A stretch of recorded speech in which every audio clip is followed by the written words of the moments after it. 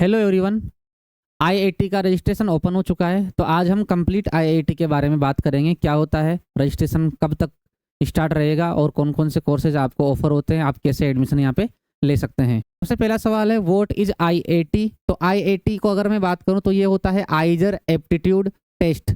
ये आइजर में एडमिशन लेने के लिए जो टेस्ट होता है उसको आईआईटी बोलते हैं। इस बार ये टेस्ट कंडक्ट करवा रहा है आइजर बेरहमपुर, और ये जो टेस्ट होता है ये होता है कंप्यूटर बेस्ड, यानी कि ऑनलाइन होगा अपना। कितनी सीटों के लिए होता है? 2343 सीटों के लिए ये टेस्ट। इंपॉर्टेंट डेट्स हैं जो तुम्हें याद रखनी है। नोटिफिकेशन रिलीज हुआ था फेब 7 को, 7 फरवरी को, और एप्लीकेशन ओपन हुई थी 5 मार्च को। तो 5 मार्च से इसके फॉर्म फिल होना चालू हो गए थे। कब तक चलेंगे? 13 अप्रैल तक इसके फॉर्म भरेंगे। करेक्शन विंडो तुम्हारी ओपन होगी उसके बाद में 16 से 18 अप्रैल तक जो भी तुम्हारे मिस्टेक हुई फॉर्म में उसको तुम सही कर सकते हो। एडमिट कार्ड 24 मई तक तुम्हारे पास में आ जाएंगे। उसके बाद में एग्जाम डेट की अगर मैं बात करूं तो ये है 7 जून, और ये मॉर्निंग शिफ्ट में होगा 9 से 12। आंसर की 7 जून को सेम डे ही तुम्हें देखने को मिल जाएगी। अगर मैं रिजल्ट की बात करूं तो जुलाई में तुम्हारा रिजल्ट आ जाएगा। उसके बाद में रिजल्ट के 4-5 दिन बाद तुम्हें काउंसलिंग का ऑप्शन वहां पे दिख जाएगा, तो तुम काउंसलिंग में बैठ सकते हो। रजिस्ट्रेशन और फीस का क्या है? तुम्हें रजिस्ट्रेशन कहाँ से करना है? तो तुम्हें aizeradmission.in पर जाना है, वहां पर अपना न्यू अकाउंट बनाना है, और उसमें जो भी इंफॉर्मेशन, जो भी डिटेल्स वो तुमसे मांगता है वो फिल करनी है। क्या क्या चाहिए तुम्हें personal and academic detail fill करनी है। उसके बाद में अपने डॉक्यूमेंट्स अपलोड करने हैं, जैसे फोटो, सिग्नेचर, मार्कशीट और सर्टिफिकेट्स जो भी वो मांगता है। तो याद रखना, अगर तुम ईडब्ल्यूएस में हो या फिर ओबीसी एसटी एससी कैटेगरी में हो या फिर पीडब्ल्यूडी में हो तो तुम्हारे सर्टिफिकेट कंप्लीट होने चाहिए। अभी टाइम है, तुम बनवा सकते हो, अभी टाइम है। उसके बाद में तुम्हें फी पे करनी है। अगर मैं बात करूं जनरल, ईडब्ल्यूएस, ओबीसी और ओबीसी एनसीएल की तो 2000 फी है, और अगर एसटी एससी पीडब्ल्यूडी की बात करूं तो 1000 फी है। क्लियर? हु कैन अप्लाई, बहुत इंपॉर्टेंट है, ध्यान से देखना। सबसे पहले नेशनलिटी, इंडियन और फॉरेन नेशनल दोनों ही इस एग्जाम को दे सकते हैं। और क्वालिफिकेशन क्या चाहिए कि तुम्हारा 12th पास होना जरूरी है। अब 12th तुम कब करी हुई होनी चाहिए तुम्हारी? तो जिसने 2024 में 12th की है, जिसने 2025 में 12th की है, और जिसने इस साल 2026 में 12th की है, ये तीनों ही स्टूडेंट्स जो हैं इस फॉर्म को फिल कर सकते हैं। तो अगर आप जेई या नीट की प्रिपरेशन कर रहे हो और आपको लगता है कि भैया वहां पे चांसेस थोड़े कम है, तो आप इस फॉर्म को फिल जरूर करें।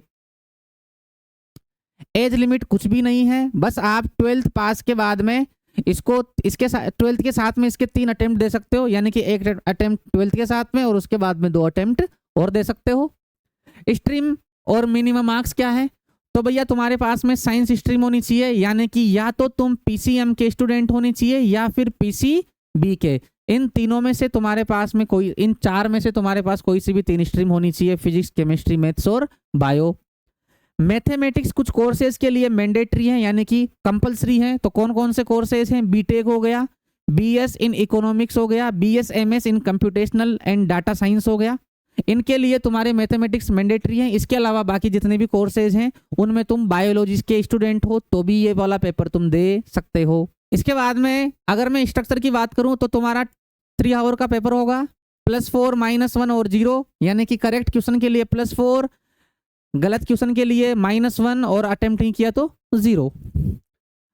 टोटल अपना 240 मार्क्स का होगा ये, ठीक। और कैसा होगा? ऑनलाइन होगा, पूरा का पूरा एमसीक्यू बेस्ड होगा, मल्टीपल चॉइस। और यहाँ पे ये ईच सब्जेक्ट के तुम्हारे पास में 15 क्वेश्चंस आएंगे, ठीक।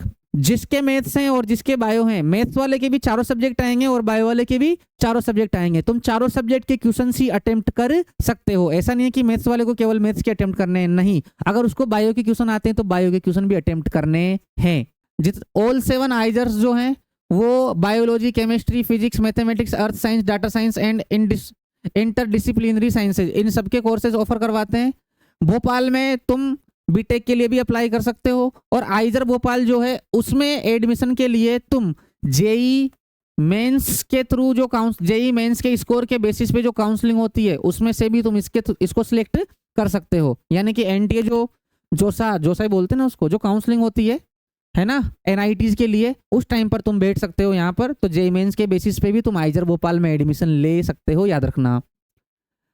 ठीक, इसके अलावा इन्होंने कुछ कोर्सेज और ऐड करे हैं, जैसे आइजर कोलकाता जो है वो BS MS in computational and data science का कोर्स ऑफर कर रहा है। BS in economics and statistical sciences at IISER Tirupati. तो आइजर तिरुपति और आइजर कोलकाता ने ये 2 कोर्सेज इस साल नए इंट्रोड्यूस किए हैं। इसके अलावा IAT जो है, यानी कि आइजर एप्टीट्यूड टेस्ट, उससे तुम कहां पर काउंसलिंग में बैठ सकते हो, ध्यान रखना। आइजर IISc बेंगलोर, IAT के थ्रू तुम IISc बेंगलोर, IIT मद्रास के अंदर BS इन मेडिकल साइंस और IACS कोलकाता, IIT गुवाहाटी और IIEST शिवपुर में भी काउंसलिंग के लिए बैठ सकते हो। तो काफी इंपॉर्टेंट एग्जाम है IAT। इसके बाद में अगर मैं भोपाल की बात करूं, आइजर भोपाल की, तो तुम्हें यहाँ पे BS इन इकोनॉमिक साइंसेज भी नया कोर्स यहाँ पे देखने को मिलेगा। 7 आइजर कैंपस कौन कौन से अपने, पुणे, कोलकाता, मोहाली, भोपाल, तिरुवनंतपुरम, तिरुपति और बेरहमपुर, ये बाकी के नए हैं। और बाकी ये ऊपर के जो 4 कैंपस हैं ये पुराने हैं, जिसमें से पुणे की अगर मैं बात करूं तो इसको टॉप आइजर माना जाता है। और इसका कैंपस एक बार आप सर्च करके देखना यूट्यूब पे, मजा आ जाएगा। अगर मैं बात करूं कोर्स और फी की, तो अगर मैं ऑन एन एवरेज बताऊं तुम्हें तो 1 लाख तुम्हारे पड़ेंगे पर ईयर।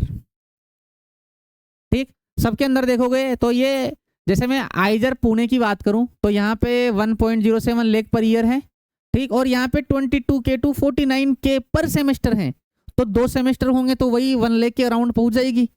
ठीक, लेकिन इसके अंदर इस फीस में तुम्हें तुम्हारा ट्यूशन फीस भी आ जाएगी, इसी फीस में तुम्हारा हॉस्टल भी आ जाएगा और मेस का भी आ जाएगा। तो 1 लाख में आई थिंक ये काफ़ी सस्ता है।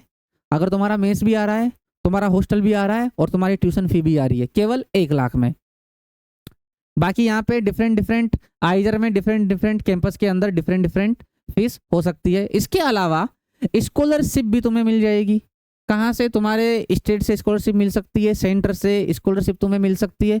और अगर तुम SC ST या PWD कैटेगरी से बिलोंग करते हो तो तुम्हें वहाँ पे अलग से स्कॉलरशिप मिल सकती है। जैसे IITs में प्लेसमेंट होता है, वैसे आइजर के स्टूडेंट्स का भी प्लेसमेंट हो जाता है। कहाँ पे होता है, तो रिसर्च एंड डेवलपमेंट डिपार्टमेंट में जनरली ये प्लेस्ड होते हैं, जैसे कि IBM हो गया, ठीक, इंटेल हो गया, लोरेल हो गया, अजीम प्रेमजी फाउंडेशन हो गया। इसके अलावा biotech, pharma, science, communication, entrepreneurship, ये तुम्हारे ऊपर डिपेंड करता है कि तुम इसके बाद में कौन सा पाथ चूज करना चाहते हो। लेकिन आइजर तुम्हें इतना काबिल तो बना ही देता है कि तुम अपने जीवन में कुछ ना कुछ तो कर ही लोगे। जब हम कर सकते तो तुम भी कर सकते हो।